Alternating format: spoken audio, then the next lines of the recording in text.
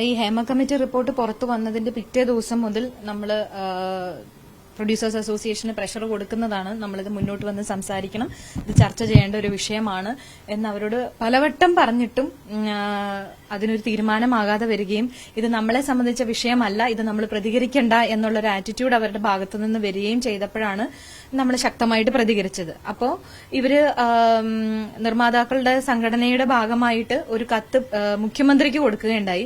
അത് നമ്മളോട് ആരോടും കൺസൾട്ട് ചെയ്യാതെ നമ്മളോട് പറയണ്ട, നമ്മൾ സാധാരണ മെമ്പേഴ്സായ നമ്മളോട് പറയണ്ട, അറ്റ്ലീസ്റ്റ് എക്സിക്യൂട്ടീവ് കമ്മിറ്റി ആയിട്ടെങ്കിലും ചർച്ച ചെയ്തിട്ട് വേണമായിരുന്നു അങ്ങനെ ഒരു കത്ത് മുഖ്യമന്ത്രിക്ക് അയക്കാനായിട്ട്. കാര്യം ഇത് നമ്മൾ ഓരോരുത്തരുടെയും അഭിപ്രായമായിട്ടാണ് അത് അവിടെ ചെല്ലുന്നത്. അപ്പൊ അതൊരു വൺ സൈഡഡ് ആയിട്ടുള്ള ഒരു പത്രക്കുറിപ്പായിട്ടാണ് നമുക്ക് എല്ലാവർക്കും ഫീൽ ചെയ്തത്.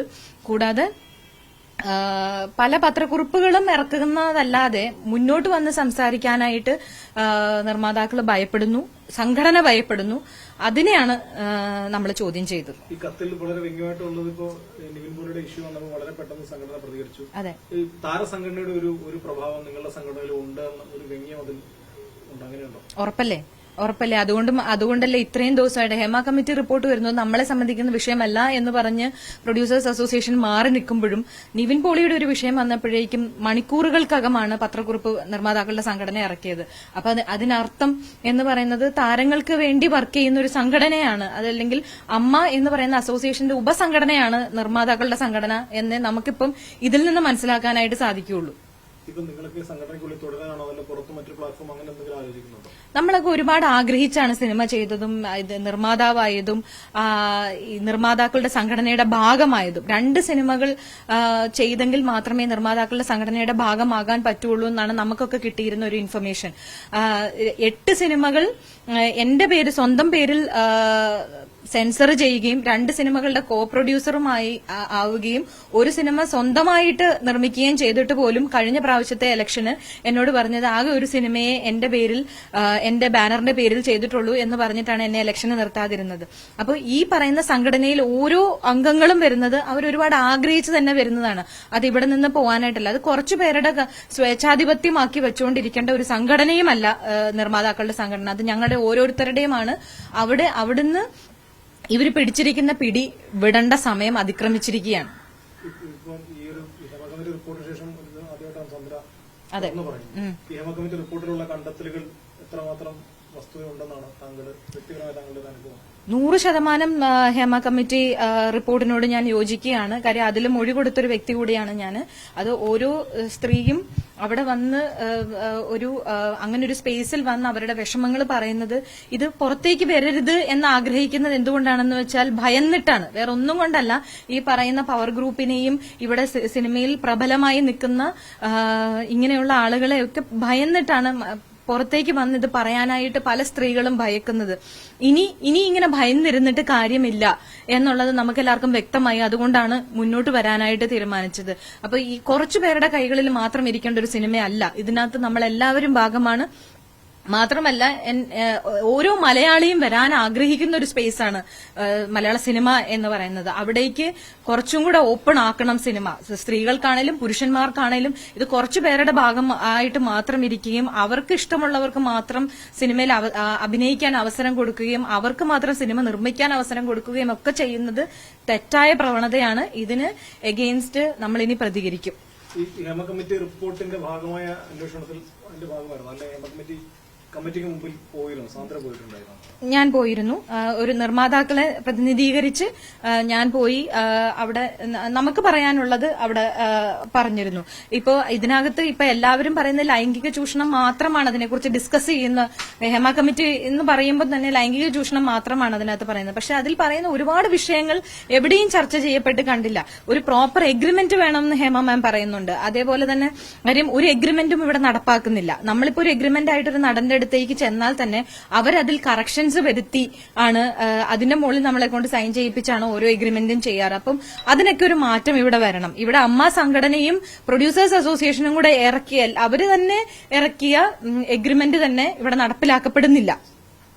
നടന്മാരുടെ ആഗ്രഹങ്ങൾക്കനുസരിച്ചല്ല, നടിമാരുടെ ആക്ടേഴ്സിന്റെ ഇൻട്രസ്റ്റിനനുസരിച്ചാണ് ഇവിടെ സിനിമകൾ നിർമ്മിക്കപ്പെടുന്നത്. അവരുടെ ടൈമിംഗ് ആണ് ഇവിടെ. ഇപ്പം സിനിമയിൽ വർക്ക് ചെയ്യുന്ന എല്ലാവർക്കും അറിയാൻ പറ്റും, തൊഴിലാളികളായ ആളുകൾ വന്ന് 6 മണി മുതൽ സെറ്റിൽ വന്നിരിക്കുകയാണ്. നടന്മാർ സെറ്റിൽ വരുന്നത് 11 മണിയും 11:30യാണ്. അതുവരെയും ഒരു ജോലിയും ഇല്ലാതെ എല്ലാവരും അങ്ങോട്ടും ഇങ്ങോട്ടും നോക്കിയിരിക്കുന്ന അവസ്ഥയാണ്. അപ്പൊ അതിനൊക്കെ ഒരു മാറ്റം ഇവിടെ വരണം. ഇവിടെ തീർച്ചയായിട്ടും ഈ പേടിച്ചു നിൽക്കുന്ന ഒരവസ്ഥയിൽ നിന്ന് ഒരു മാറ്റം വന്ന്,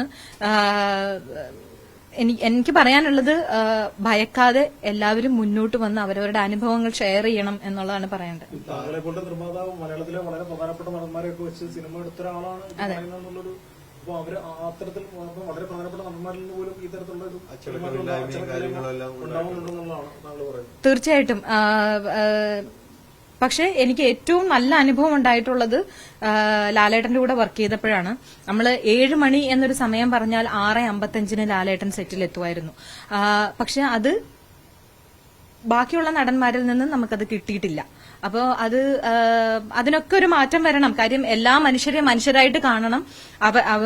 ഈ മറ്റുള്ള സെറ്റിലുള്ള മറ്റു തൊഴിലാളികളെ മൈൻഡ് ചെയ്യാതിരിക്കുകയും അവരുടെ വർക്കിനെ റെസ്പെക്ട് ചെയ്യാതിരിക്കുകയും ചെയ്യുന്നത് വളരെ മോശകരമായ ഒരു പ്രവണതയാണ്. കാര്യം ഇപ്പോ സെറ്റിലൊക്കെ ഇവര് ആക്ടേഴ്സ് സെറ്റിലുണ്ടോന്ന് ചോദിച്ചാൽ ഉണ്ട്. പക്ഷെ അവിടെ അഭിനയിക്കുന്ന സ്ഥലത്ത് ഇവരെ കാണാനായിട്ട് പറ്റുന്നില്ല. കാര്യം പലപ്പോഴും കാരവൻസിൽ തന്നെയാണ് അവര് സമയം സ്പെൻഡ് ചെയ്യുന്നത്. അങ്ങനെയുള്ള കാര്യങ്ങൾക്കൊക്കെ കുറച്ച് മാറ്റങ്ങൾ വരണം.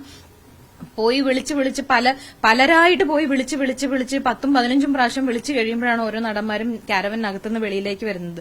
ഇപ്പൊ കഴിഞ്ഞ ദിവസം ഇപ്പൊ സ്ത്രീ നിർമ്മാതാക്കളെയൊക്കെ വിളിച്ചുകൂട്ടി ഒരു ചർച്ച ചെയ്യുന്നതിന് തൊട്ടു മുമ്പായിട്ട് നിർമ്മാതാക്കളുടെ സംഘടനയിൽ ഈ കാരവൻ അസോസിയേഷനെ വിളിച്ചു വരുത്തി ഒരു ചർച്ച നടത്തിയിരുന്നു. അതിൽ വളരെ ഞെട്ടിപ്പിക്കുന്ന അനുഭവങ്ങളാണ് ഈ കാരവൻ അസോസിയേഷനിൽ നിന്ന് നിർമ്മാതാക്കളുടെ സംഘടനയ്ക്ക് അറിയാൻ സാധിച്ചതെന്നാണ് ഞാൻ മനസ്സിലാക്കുന്നത്. അതായത് ഒരു വളരെ പ്രധാനപ്പെട്ട നടിയാണ് ഈ കാരവനിൽ നിന്നുണ്ടായ ഒരു മോശാനുഭവത്തെ കുറിച്ച് തുറന്നു പറഞ്ഞത്. അത്തരത്തിലുള്ള സംഭവങ്ങൾ ഉണ്ടായിട്ടുണ്ട് എന്നുള്ള രീതിയിലാണോ ഈ കാരവൻ അസോസിയേഷൻ? ഉണ്ടായിട്ടുണ്ടാവാം. അതുപോലെ പല അനുഭവങ്ങളും ഉണ്ടായിട്ടുണ്ട്. ഇപ്പൊ കാരവൻസിന് ഒരുപാട് പഴയ കാരവൻസ് യൂസ് ചെയ്യുന്നതുണ്ട്. അപ്പൊ അതിൽ നിന്ന് പല അപകടങ്ങൾ സംഭവിക്കാം. എന്റെ സെറ്റിൽ തന്നെ അങ്ങനെ ഒരു ദുരനുഭവം സംഭവിച്ചേനെ. അതിൽ നിന്ന് ജസ്റ്റ് മിസ്സായിരുന്നു. അപ്പൊ കാർബൺ മോണോക്സൈഡ് എസിയുടെ വെന്റിൽ നിന്ന് പുറത്തു വരികയും 2 ആർട്ടിസ്റ്റ് അതിന്റെ ഉള്ളിലിരിക്കുകയും അവരെ ആ സമയത്ത് ഒരു ഷോട്ടിന് വിളിച്ചതുകൊണ്ട് അവർ രക്ഷപ്പെടുകയാണ് ഉണ്ടായത്. അപ്പൊ ഇങ്ങനെയുള്ള പല ഇൻസിഡൻസും പല സെറ്റുകളിലും നടക്കുന്നത് ഇത് മാത്രമല്ല. ഇപ്പം നമ്മൾ ഒരു സ്ത്രീക്കൊരു വിഷയം ഉണ്ടായാൽ, ഒരു ലൈംഗിക ചൂഷണം ഉണ്ടായാൽ, അല്ലെ എന്തെങ്കിലും ഒരു പ്രശ്നം വന്നാൽ ആരോട് പറയണം എന്ന് പോലും അറിയില്ല. ആരോട് ഇപ്പൊ IC കമ്മിറ്റി ഉണ്ടെന്ന് പറയുന്നു. IC കമ്മിറ്റി ആരാണ് എന്താണ് എന്നൊന്നും ഒരു പിടുത്തവും മാർഗം സെറ്റിലില്ല. ഈ യൂണിറ്റ് വണ്ടിയുടെ ബാക്കിലും അല്ലെങ്കിൽ കോസ്റ്റ്യൂം വണ്ടിയുടെ ബാക്കിലൊക്കെ കൊണ്ട് ഇവരുടെ നമ്പറും പേരും ഒട്ടിച്ചു വെച്ചുകൊണ്ട് ആരും അറിയാൻ പോകുന്നില്ല. പിന്നെ ഉണ്ടെങ്കിൽ തന്നെ ഇപ്പൊ IC കമ്മിറ്റി ഉണ്ടെങ്കിൽ തന്നെ IC കമ്മിറ്റിക്ക് ഒന്നും ചെയ്യാൻ സാധിക്കുന്നില്ല. കാര്യം അസിസ്റ്റന്റ് ഡയറക്ടേഴ്സും ഡയറക്ടറും പ്രൊഡക്ഷൻ കൺട്രോളറും പോലെയുള്ള ആളുകളാണ് ഈ IC കമ്മിറ്റിക്കകത്ത് ഇരിക്കുന്നത്. അവരോട് പോയി എങ്ങനെ ഒരു സ്ത്രീ പോയി അവരുടെ വിഷമം പറഞ്ഞു കഴിഞ്ഞാൽ തന്നെ ഇത് കറക്റ്റായിട്ട് എത്തേണ്ടവിടെ എത്തുമോ, അല്ലെ ഇതിനൊരു പരിഹാരം ഉണ്ടാവുമോ എന്ന് എങ്ങനെ ഉറപ്പുവരുത്താനായിട്ട് സാധിക്കും? ഒരിക്കലുമില്ല. അപ്പൊ അവർക്ക് അതിനൊരു പരിഹാരം കിട്ടില്ല എന്ന് മാത്രമല്ല, ഇത് തുറന്നു പറഞ്ഞതിന്റെ പേരിൽ അവർക്ക് അതിന്റെ പ്രത്യാഘാതം ഉണ്ടാവുകയും ചെയ്യും. അത് ഭയന്ന് ഒരു സ്ത്രീകളും മുന്നോട്ട് വരില്ല. താങ്കളൊരു പ്രധാനപ്പെട്ട നിർമ്മാതാവാണ്. ഒരു നിർമ്മാതാവ് എന്നുള്ള നിലയിൽ വ്യക്തിപരമായി താങ്കൾക്ക് ഇത്തരത്തിലുള്ള എന്തെങ്കിലും പ്രശ്നങ്ങൾ നേരിട്ടുണ്ടോ? അതിലൊരു പൊതുപ്രശ്നം എന്നുള്ള നിലയിലാണോ താങ്കൾ ഇതിനെ പറയുന്നത്? പൊതുപ്രശ്നം മാത്രമല്ല, ഇപ്പൊ എനിക്കും അനുഭവങ്ങൾ ഉള്ളത് കൊണ്ടാണല്ലോ ഞാനിങ്ങനെ മുന്നോട്ട് വന്ന് സംസാരിക്കുന്നത്. എന്നെ പോലെയുള്ള മറ്റ് സ്ത്രീ നിർമ്മാതാക്കൾക്കും ഒരുപാട് മെന്റൽ ഹാരാസ്മെന്റ് സെറ്റുകളിൽ നിന്ന് ഉണ്ടാവാറുണ്ട്. കൂടാതെ ഇപ്പം ഈ പറയുന്ന കഴിഞ്ഞ ദിവസത്തെ ചർച്ചയിൽ ഒരു സ്ത്രീ നിർമ്മാതാവ് അവർക്കുണ്ടായ ഒരു ദുരനുഭവം അവിടെ ഷെയർ ചെയ്തപ്പോ അത് വളരെ തമാശ രൂപേണയാണ് മറ്റ് പുരുഷ നിർമ്മാതാക്കൾ അതിനെ കണ്ടത്. അത് തന്നെ നമുക്ക് ഏൽക്കുന്ന ഒരു പ്രഹരമാണ്. എങ്ങനെ നമ്മളൊരു കാര്യം മുന്നോട്ട് വന്ന് സംസാരിക്കും? അത് നമ്മൾ അനുഭവിച്ച ട്രോമ എന്താണെന്ന് മനസ്സിലാക്കാനായിട്ട് ഒരു പുരുഷൻ ഒരിക്കലും സാധിക്കില്ല. അതുകൊണ്ട് തന്നെ ഈ പറയുന്ന അസോസിയേഷൻസിന്റെ എല്ലാം തലപ്പത്ത് സ്ത്രീകൾ വരണം. സ്ത്രീ സംവരണം ഉറപ്പാക്കണം എല്ലാ സംഘടനയിലും. എനിക്ക് മുഖ്യമന്ത്രിയോട് പറയാനുള്ളത് ഇതാണ്. എല്ലാ ഈ സംഘടനകളെല്ലാം വർക്ക് ചെയ്യുകയാണെങ്കിൽ കുറച്ചു പേരുടെ മാത്രം കൈകളിൽ ഇരിക്കാതെ ഇതെല്ലാവർക്കും അതിനുള്ള സ്പേസ് ഉണ്ടാക്കാനായിട്ടുള്ള ഒരു അവസരം ഉണ്ടാക്കി കൊടുക്കുക. കൂടാതെ സ്ത്രീകൾ ഈ പറയുന്ന എല്ലാ സംഘടനകളുടെയും തലപ്പത്തേക്ക് വന്നെങ്കിൽ മാത്രമേ ഇവിടെ ഒരു മാറ്റം സംഭവിക്കുകയുള്ളൂ. നിവിൻ പോളിക്കെതിരെ പരാതിയാണെന്ന് തോന്നുന്നു. അതിനെക്കുറിച്ചൊന്നും എനിക്കറിയില്ല. കാര്യം ഒരു കാര്യം മാത്രം അറിയാം, ഹേമ കമ്മിറ്റി റിപ്പോർട്ട് പുറത്തു വന്ന് ഇത്രയും ദിവസമായിട്ടും മിണ്ടാതിരുന്ന സംഘടന നിവിൻ പോളിക്ക് ഒരു പ്രശ്നം വന്നപ്പോഴേക്കും മണിക്കൂറുകൾക്കകം പത്രക്കുറിപ്പിറക്കി. അത് സ്ത്രീകളുടെ വിഷയത്തിൽ ഇത്രയും ഒരു ആർജവം കാണുന്നില്ല. ഹൈക്കോടതി വളരെ ഹേമ കമ്മിറ്റി റിപ്പോർട്ട് പ്രത്യേക അന്വേഷണ സംഘത്തിന് കൈമാറാൻ പറഞ്ഞു. അതെ, സ്വാഭാവികമായിട്ട് ഈ റിപ്പോർട്ടിൽ എന്തെങ്കിലും ക്രൈമുമായി ബന്ധപ്പെട്ട കാര്യങ്ങൾ പരാമർശിക്കുന്നുണ്ടെങ്കിൽ അതിന് കേസെടുക്കേണ്ടി വരും. തീർച്ചയായിട്ടും കേസെടുക്കണം. അപ്പോൾ അതുമായിട്ട് ബന്ധപ്പെട്ട് ഇപ്പോൾ ഈ മൊഴി നൽകിയ ആളുകളൊക്കെ ഈ ഒരു തുടർ അന്വേഷണവുമായി സഹകരിക്കുമെന്ന് താങ്കൾ കരുതുന്നുണ്ടോ? സംശയമാണ്. കാര്യം എല്ലാവർക്കും ഭയമായിരിക്കും. കാര്യം ഏറ്റവും ഇൻഫ്ലുവൻഷ്യൽ ആയിട്ടുള്ളൊരു ഇൻഡസ്ട്രിയാണിത്. മാത്രമല്ല സർക്കാർ ലെവലിലാണെങ്കിൽ പോലും ഭയങ്കരമായ ഇൻഫ്ലുവൻസ് ഉള്ള ഒരു ഇൻഡസ്ട്രി ആയതുകൊണ്ട് തന്നെ പൊതുവെ സ്ത്രീകൾക്ക് ഭയമായിരിക്കും മുന്നോട്ട് വന്ന് അതിന്റെ പിന്നാലെ പോകാനും അതിന് പിന്നാലെ കേസുമായിട്ട് നടക്കാനും ഒക്കെ പേടി. അതുകൊണ്ടായിരിക്കുമല്ലോ അങ്ങനൊരു പുറത്തേക്ക് വരില്ല എന്ന് ഉറപ്പുള്ള ഒരു സ്ഥലത്ത് വന്ന് കാര്യങ്ങൾ തുറന്നു പറയാനായിട്ട് അവർ തയ്യാറായത്. ഇനി അവര് കേസുമായി മുന്നോട്ട് പോവോ എന്ന് എനിക്കറിയില്ല. പക്ഷെ മുന്നോട്ട് പോകണം എന്ന് തന്നെയാണ് ഞാൻ പറയുന്നത്. ഇനി നിങ്ങൾക്ക് സംഭവിച്ചത് നിങ്ങളുടെ മക്കൾക്ക് സംഭവിക്കാതിരിക്കട്ടെ. അതിനുവേണ്ടി ശക്തമായി പ്രതികരിക്കണം എന്ന് തന്നെയാണ് എനിക്ക് പറയാനുള്ളത്. ഇങ്ങനെ പല വ്യാജ പരാതികളാണ് പലതും വരുന്നത് എന്നൊരു നിലപാടാണ് അസോസിയേഷൻ. അത് നമ്മൾ കരുതിയിരിക്കണം. ആ അഭിപ്രായമാണോ താങ്കൾക്കുള്ളത്?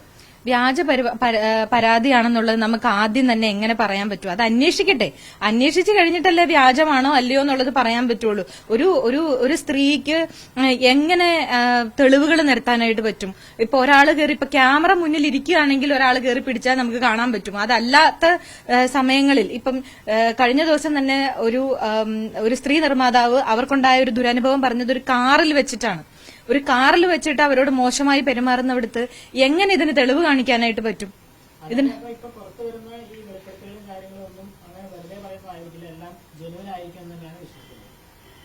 തീയില്ലാതെ പുകയുണ്ടാവില്ല എന്ന് തന്നെയാണ് ഞാൻ വിശ്വസിക്കുന്നത്. പവർ ഗ്രൂപ്പിന്റെ ഒരു പ്രധാന വ്യക്തി എന്ന് പറയുന്നത് സുരേഷ് കുമാർ ആണെന്ന് കരുതുന്നുണ്ട്. ഞാൻ അങ്ങനെ കരുതുന്നില്ല. എനിക്കറിയില്ല, അതിനെക്കുറിച്ച് എനിക്കറിയില്ല. പവർ ഗ്രൂപ്പുണ്ട്, അത് ഒരാളോ രണ്ടാളോ മൂന്നാളോ അല്ല. അതിനകത്ത് ഒരുപാട് ആളുകളുണ്ട്. സജീവമായി സിനിമ ചെയ്യുന്ന ആളുകളായിരിക്കാം. അവർക്ക് സിനിമകൾ കൂടുതലായിട്ട് കിട്ടും, അവർക്ക് സിനിമകൾ വിൽക്കാനായിട്ട് പറ്റും, അവർക്ക് സിനിമയിൽ കൂടുതൽ അവസരങ്ങൾ കിട്ടും. ബാക്കിയുള്ളവർക്കൊന്നും അത് കിട്ടില്ല. അപ്പൊ അവര് പണ്ട് ചിലപ്പം ഈ ഗ്രൂപ്പിന്റെ ഭാഗമല്ലാതിരുന്ന ആൾക്കാരും ഇന്ന് അതിന്റെ ഭാഗമായിട്ട് നിൽക്കുന്നത് അവരുടെ നിലനിൽപ്പിന്റെ ഭാഗമാണ്. ഈ സെറ്റിൽ പലപ്പോഴും അവഗണന അങ്ങനെ പ്രവർത്തിക്കുന്നത് പറയുന്ന നടന്മാർ അവരെല്ലാം മുതിർന്ന നടന്മാരാണോ, സീനിയർ നടന്മാരാണോ, താരങ്ങളാണോ? അവഗണന എന്ന് പറഞ്ഞു പലരും വൈകി വരുന്നു എന്ന് പറയുന്നത് അതായത് സീനിയർ നടന്മാരാണോ അത്തരത്തിൽ വൈകി വരുന്നത്? അതിപ്പോ ഒരു ഫാഷനായി മാറി എന്നുള്ളതാണ്. ഇപ്പൊ എല്ലാരും അങ്ങനെയൊക്കെ തന്നെയാണ്. ഏറ്റവും അവസാനം വരിക, ഒരു സമയം പറഞ്ഞു കഴിഞ്ഞാൽ അത് കഴിഞ്ഞ് ഒരു 2 മണിക്കൂർ കഴിഞ്ഞ് വരിക എന്നുള്ളതൊരു ഫാഷനായി മാറി. മറ്റുള്ളവരുടെ സമയത്തിന് വില കൽപ്പിക്കാതിരിക്കുക, ഞാനാണ് വലുത് എന്ന് കാണിക്കാൻ വേണ്ടിയിട്ട് പലരും താമസിച്ചു വരുന്നത് ഒരു പതിവാക്കിയേക്കാണ് ഇപ്പൊ സെറ്റില്. ഏതാണ്ട് എല്ലാവരും അങ്ങനെയൊക്കെ തന്നെയാണ്. വളരെ കുറച്ച് സമയം മാത്രം. അറ്റ്ലീസ്റ്റ് നമുക്ക് ഓഫീസ് ടൈമിംഗ് എന്ന് പറയുന്നത് 9 to 5 ആണെന്നെങ്കിലും പറയാം. ഇത് അത്രയും പോലും വർക്ക് ചെയ്യാത്ത ആളുകൾ ഇപ്പം സിനിമയിലുണ്ട്. അപ്പം ഇത്രയും പൈസ ഇറക്കുന്ന ഒരു ഇൻഡസ്ട്രിയിൽ ഇങ്ങനെ ഒരു നിസ്സഹകരണം, അവരോട് ജനങ്ങൾ കാണിക്കുന്ന സ്നേഹത്തിനെയാണ് അവർ ചൂഷണം ചെയ്യുന്നതെന്നാണ് എനിക്ക് തോന്നുന്നത്. തീർച്ചയായിട്ടും പ്രൊഡ്യൂസേഴ്സ് അസോസിയേഷൻ മാത്രമല്ല, എല്ലാ സംഘടനയിലും ഒരു പൊളിച്ചെഴുത്ത് വേണം. നിങ്ങൾ എടുത്തു നോക്കിക്കോളൂ, എല്ലാ സംഘടനയിലും, ചേംബർ ആണെങ്കിലും, ഡിസ്ട്രിബ്യൂട്ടേഴ്സ് അസോസിയേഷനാണെങ്കിലും, എക്സിബിറ്റേഴ്സ് ആണെങ്കിലും, പ്രൊഡ്യൂസേഴ്സ് അസോസിയേഷൻ ആണെങ്കിലും, ഈ പറയുന്ന ഒരു സംഘടനയിലും ഒരു സ്ത്രീ പോലും ഇല്ല. ഈ അവിടെ ഒരു പരിപാടി നടന്നു കഴിഞ്ഞാൽ ഒരു പൂ കൊടുക്കാൻ പോലും ഒരു സ്ത്രീയെ സ്റ്റേജിലേക്ക് വിളിക്കാറില്ല. അത്രയും പുച്ഛത്തോടു കൂടി മാത്രമാണ് സ്ത്രീകളെ അവിടെ കാണുന്നത്. നമ്മളെ കാണുമ്പോൾ ചിരിച്ചു കാണിക്കുന്നു, സ്നേഹം കാണിക്കുന്നു എന്ന് പറയുന്നത് ഒരു ജോലിക്കാരോട് കാണിക്കുന്ന ഒരു സഹതാപം അല്ലെ ഒരു അനുതാപം പോലെ മാത്രമാണ് നമുക്ക് ഫീൽ ചെയ്യുന്നത്. നമ്മളെ അംഗീകരിക്കണം. നമ്മളും അവരെ പോലെ തന്നെ സിനിമ ചെയ്ത് ഒറ്റയ്ക്ക് സിനിമ ചെയ്ത് സിനിമയിലേക്ക് വന്ന ആളുകളാണ്. അത് അങ്ങനെ തന്നെ അംഗീകരിച്ചേ പറ്റുള്ളൂ. ഈ WCC കഴിഞ്ഞ 2 ദിവസമായി ഓരോ നിർദ്ദേശങ്ങൾ മുന്നോട്ട് വരുന്നത് അത് എങ്ങനെയാണ് സ്വാഗതാർഹമാണ്? അത് ഇപ്പൊ ഞാൻ WCCയുടെ ഭാഗമല്ല, അതുകൊണ്ട് തന്നെ ഞാൻ അത് കണ്ടിട്ടില്ല. എന്തൊക്കെയാണ് അവര് പറഞ്ഞേക്കുന്ന എല്ലാ കാര്യങ്ങളും ഞാൻ കണ്ടിട്ടില്ല. കുറച്ചൊക്കെ കണ്ടിട്ട് ഇപ്പൊ WCC ആണ് ഇതിലൊരു മാറ്റം കൊണ്ടുവന്നത്. ഇവിടെ ഇപ്പൊ ഞാൻ ഈ മുന്നോട്ട് വന്ന് പറയാൻ തന്നെ എനിക്കൊരു സ്പേസ് ഉണ്ടാക്കി തന്നതും WCC ആണ്. അപ്പൊ അതിനവരെ അംഗീകരിച്ചേ പറ്റുള്ളൂ. ഇന്നിപ്പോ അവര് മുഖ്യമന്ത്രിയെ കണ്ടുകൊണ്ടിരിക്കുകയാണ്. പോസിറ്റീവായിട്ടുള്ള ചേഞ്ചസ് ഇവിടെ വരട്ടെ എന്നാണ് ആഗ്രഹിക്കുന്നത്. ഇതൊരിക്കലും ഈ ഇപ്പൊ തുറന്നു പറച്ചിലുകൾ കൊണ്ടോ അല്ലെങ്കിൽ ഈ പറയുന്ന ഈ ആരോപണങ്ങൾ കൊണ്ടോ ഒന്നും ഈ ഇൻഡസ്ട്രി ഇല്ലാതായി പോകാൻ പോകുന്നില്ല. എല്ലാവരും പറഞ്ഞു പേടിപ്പിക്കുന്ന ഒരു കാര്യം അതാണ്. ഇൻഡസ്ട്രി നശിപ്പിക്കരുത്, ഇല്ലം ചുടരുത് എന്നൊക്കെ എല്ലാവരും പറയുന്നു. ഒരിക്കലും അതല്ല സംഭവിക്കാൻ പോകുന്നത്. ഇവിടെ ഒരു പ്യൂരിഫിക്കേഷൻ പ്രോസസ്സാണ് നടക്കുന്നത്. നല്ലത് നിലനിൽക്കട്ടെ, ഈ ഇൻഡസ്ട്രി ഒരു നല്ല ഇൻഡസ്ട്രിയായി മാറട്ടെ, എല്ലാവർക്കും വരാൻ പറ്റുന്ന സ്ത്രീകൾക്കും കുട്ടികൾക്കും സിനിമയിൽ വരാൻ ആഗ്രഹിക്കുന്ന എല്ലാവർക്കും വരാൻ പറ്റുന്ന ഒരു ഇടമായി മാറട്ടെ സിനിമ.